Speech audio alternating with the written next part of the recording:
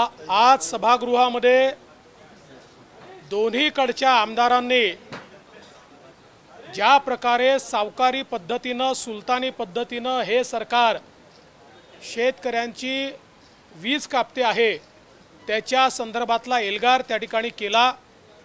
आमची मागणी एकच होती की स्वतः महाराष्ट्राचे उपमुख्यमंत्री आणि वित्तमंत्री श्री अजितदादा पवार यांनी मागच्या अधिवेशनामध्ये स्पष्टपणे घोषणा केली होती की मे पर्यंत कोणत्याही शेतकऱ्याची वीज ही कापली जाणार नाही। मग अधिवेशनात दिलेलं आश्वासन का पूर्ण होत नाही? का ठाकरे सरकार सुलतानी पद्धतीनं या ठिकाणी शेतकऱ्यांची वीज कापते आहे? त्यावर पुन्हा सरकारच्या वतीनं आम्ही चर्चा करू म्हणून सांगितलं। हे सरकार इतकं कोडगं आहे। काल सभागृहात सांगितलं की सत्ता पक्षाकडनं आज चर्चेचा दिवस आहे आणि सत्ता पक्षाची चर्चा वीज तोडण्याच्या संदर्भात असेल, पण आज वेगळीच चर्चा त्या ठिकाणी सत्ता पक्षातर्फे उपस्थित करण्यात आली आहे। त्यामुळे शेतकऱ्याच्या संदर्भात कुठलीही संवेदना या सरकारला राहिलेली नाही आणि म्हणून आमचा आग्रह होता की आता चर्चा कशाची करतायत, तात्काळ वीज जोडण्या तोडण्याचं काम थांबवा आणि ज्यांचे कनेक्शन कापले आहेत त्यांना पुन्हा जोडून द्या, ही आमची मागणी आहे। आणि या अधिवेशनात जोपर्यंत ही मागणी पूर्ण होत नाही आम्ही हा विषय वेगवेगळ्या पद्धतीनं लावूनच या ठिकाणी धरणार आहोत। आज काल मी सभागृहामध्ये सांगितलं होतं की विधान परिषदेचे विरोधी पक्षनेते श्री प्रवीण दरेकर यांच्या विरुद्ध गुन्हा दाखल करण्याचं षडयंत्र चाललेलं आहे।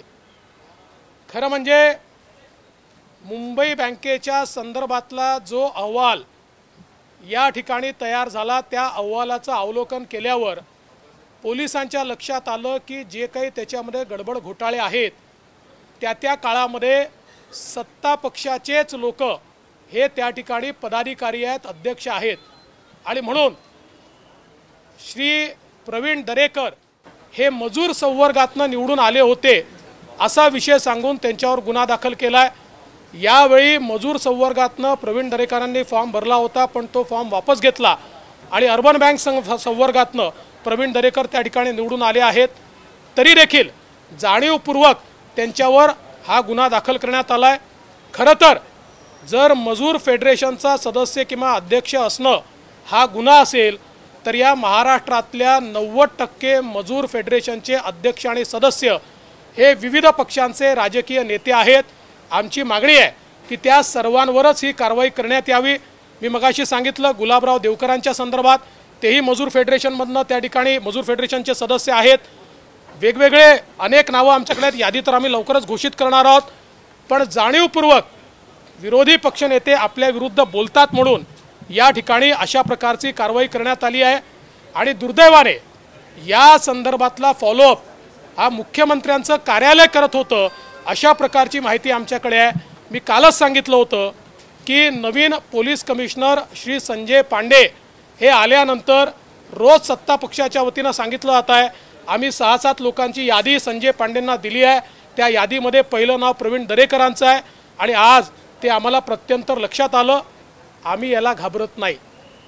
आमच्यावर कितीही गुन्हे दाखल झाले आम्ही न्यायालयात जाऊ, आम्ही जनतेच्या दरबारात जाऊ, आम्ही आंदोलन करू, पण भ्रष्टाचाराच्या विरुद्ध बोलणं आम्ही बंद करणार नाही। मला कल्पना आहे की अनेक खोटे गुन्हे दाखल होतील, आम्ही त्याची पर्वा करत नाही, पण लोकशाही पायदळी तोडवण्याचं काम या सरकारच्या माध्यमातून होत आहे। मी या सरकारला एवढंच सांगू इच्छितो, जो खड्डा खोदतो तोच त्या खड्ड्यात पडतो हे त्यांनी लक्षात ठेवावं।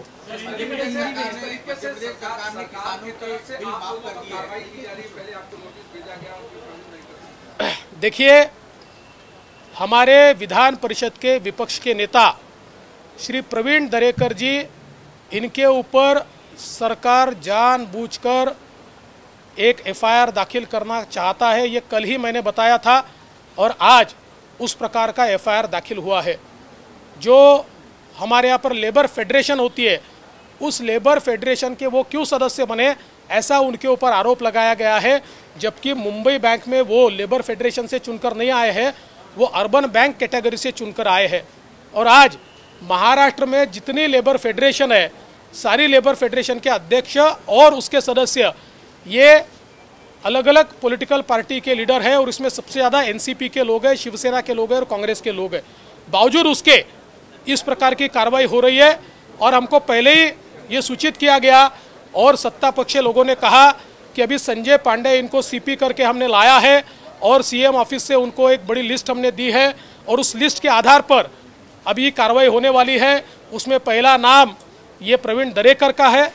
मैं सरकार को साफ बता देना चाहता हूँ, आप चाहे जितने झूठे मुकदमे हमारे ऊपर दायर कीजिए, भ्रष्टाचार के खिलाफ बोलना हम बंद नहीं करेंगे। नवाब मलिक की आज याचिका खारिज कर दी है हाईकोर्ट ने और कहा है कि जो चीजें चल रही तो सही है। आमचं अतिशय स्पष्टपणे मागणं आहे, कालपर्यंत तुम्ही सभागृहात सांगत होतात की नवाब मलिक यांच्याबद्दल हायकोर्टामध्ये पिटिशन पेंडिंग आहे। आज माननीय उच्च न्यायालयानेही निर्णय दिलेला आहे आणि ईडीची कारवाई योग्य आहे हे त्यांनी सांगितलं आहे। आता माझा सवाल आहे की या ठिकाणी बॉम्ब स्फोटाचा आरोपी आणि दाऊदचा माणूस सरदार शहावली खान, दाऊदचा दुसरा माणूस सलीम पटेल यांच्यासोबत संगनमत करून मनी लॉन्ड्रिंग करणारे आणि त्यानंतर हे मनी लॉन्ड्रिंग झालं की आपल्या सगळ्यांना कल्पना आहे ते टेरर फंडिंगमध्ये परिवर्तित होते। या सगळ्या याच्यात सहभागी असलेले मंत्री नवाब मलिक यांचा राजीनामा सरकार कधी घेणार? आता तर त्यांचा राजीनामा घेतला नाही तर हे स्पष्ट आहे की हे सरकार दाऊदच्या दबावाखाली काम करत आहे। आज माननीय हाईकोर्ट ने मंत्री श्री नवाब मलिक इनकी अर्जी खारिज कर दी है और ईडी ने जो कार्रवाई उनके ऊपर की उसको जायज़ ठहराया है। सरदार शाहवली खान मुंबई बम विस्फोट का आरोपी, दाऊद का गुर्गा और सलीम पटेल दूसरा दाऊद का राइट हैंड, हसीना पार्कर का राइट हैंड, इनके माध्यम से कौड़ियों के भाव जमीन खरीदकर झूठे पेपर तैयार करके और ज़मीन के मालिक को एक पैसा दिए बिना और हसीना पार्कर को पैसा देकर जिस प्रकार का ये व्यवहार हुआ और ये पैसा हसीना पार्कर के माध्यम से दाऊद के पास और उसके माध्यम से टेरर फंडिंग में ही जाता है, ऐसी सारी चीज़ें ये स्पष्टता से आने के बावजूद राज्य की सरकार अभी भी नवाब मलिक का इस्तीफ़ा नहीं ले रही है। मेरा सवाल है सरकार को, कौन सा दबाव आपके ऊपर है? क्या दाऊद का दबाव है इसलिए नवाब मलिक का इस्तीफ़ा नहीं लिया जा रहा है? हमारी मांग है नवाब मलिक का मंत्री पद का इस्तीफ़ा तुरंत लिया जाए या उद्धव ठाकरे जी ने उनको तुरंत बर्खास्त करना चाहिए।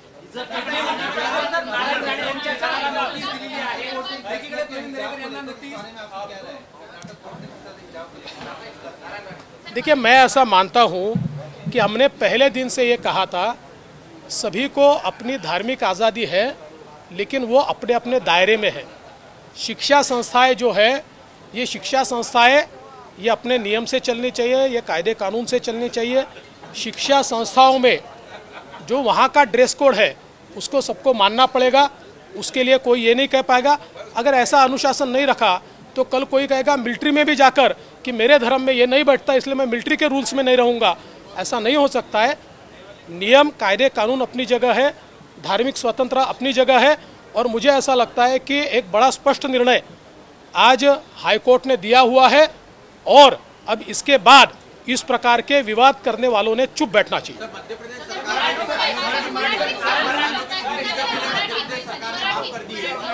मला अतिशय या ठिकाणी अभिनंदन करायचं आहे मध्य प्रदेशच्या सरकारचं।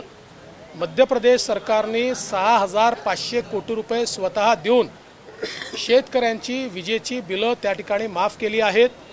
महाराष्ट्रामध्ये मात्र या ठिकाणी रोज सावकारी पद्धतीने विजेची बिलं वसूल केली जात आहेत। महाराष्ट्र सरकारने देखील मध्य प्रदेशप्रमाणे शेतकऱ्यांच्या विजेच्या बिलाचे पैसे हे महावितरणला द्यावे अशी आमची मागणी आहे। देखिए, मुझे इस बात का बहुत संतोष है कि मध्य प्रदेश की सरकार ने किसानों के बिजली के बिल स्वयं भरने का फैसला किया और उसके लिए 6,500 करोड़ रुपया ये सरकार ने दिया है। हम मांग करते हैं महाराष्ट्र की सरकार भी हमारे किसानों का कनेक्शन काटना बंद करे और इसी प्रकार से महाराष्ट्र सरकार भी उनका पैसा दे।